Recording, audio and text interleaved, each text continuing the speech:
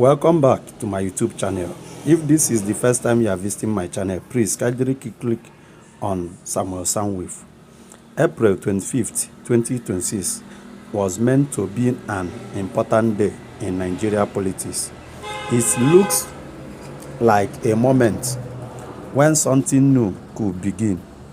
Different opposition parties who had been competing against each other for years, planning to meet in one place and speak with one voice but about the future of Nigeria. But before the meeting even started, there were claims that someone was trying to stop it. That morning, ADC shares a message online. The party spokesperson, Bolaji, said the ruling party APC had planned to dispute this opposition summer in Ibadan. According to him, this was not something planned for late. He said it was meant to happen that same day. The claim quickly spread and got people talking. Instead of canceling the event or showed fear, the opposition party went ahead with the meeting. They showed up, held their discussions, and made it clear that they will not be stopped easy. That decision alone sent a strong message to Nigeria watching. To understand why the meeting matters, you need to know who was involved and what it represented. The event took place at the Government House of Ibadan and it was hosted by Oyo State Governor. This is important because a sitting governor allowed his office residence to be used for an opposition gathering. That is not a small move. It shows seriousness and commitment. Many important political figures were expected at that meeting. Atiku Abubakar, a former vice president and a major figure in Nigeria politics, was present.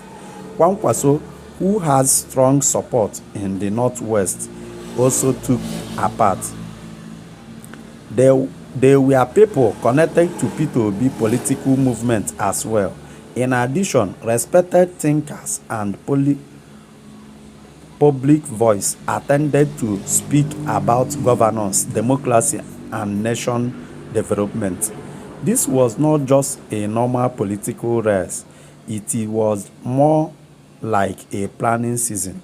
The opposition party were trying to come together, share ideas, and possibly build a united front for the 2027 election. That is where the meeting was so important. Bolaji did not describe the alleged disputation as one-time issue. He said it was part of a pattern. According to him, the ADC had already faced several problems before this. They had difficulties getting venue in Abuja.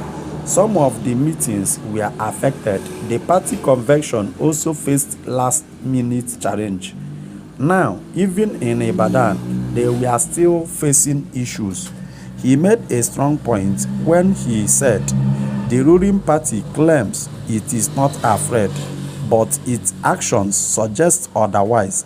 This raises an important question. If the ruling party is confident about winning the next election, why would it worried about opposition party meeting and talking? One possible answer is that a united opposition can be dangerous to a ruling party. When opposition parties are divided, it is easy to defeat them. But when they come together, they become stronger and more organized.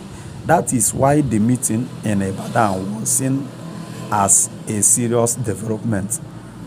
Governor Makido's rules in all of this is also very important. There had been reported that he might move closer to the ADC by hosting this summer. He showed that he is ready to work with other opposition figures. It is a strong political voice in the Southwest, and his involvement could change how politics play out in the region. When you combine Makurdi's influence with Atiku experience, Kwankwaso's strong supporter base, and Peter Obi large following,